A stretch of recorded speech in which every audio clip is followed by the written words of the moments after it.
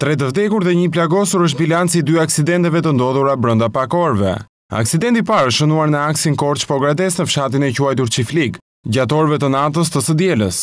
Një defekt i automjetit me të cilin po udhëtonin 3 persona ka bërë që 2 prej udhëtarëve të dalin prej saj për ta shtyrë, por një manovër e gabuar e drejtuesit 25 vjeçar Vilgert Vojkollari ka bërë që makina të ecë prapa duke përplasur 2 personat që po e shtynin. Policia e mbërritur në vend ngjarje bëri me dije se viktimat janë Gendi Cauku, 30 vjeç, dhe një 50 vjeçar, identiteti i të cilit ende nuk është mësuar. Ndërkohë, vetëm pak orë më pas, një aksident tjetër pason të pari në aksin rrugor Tiranë-Elbasan.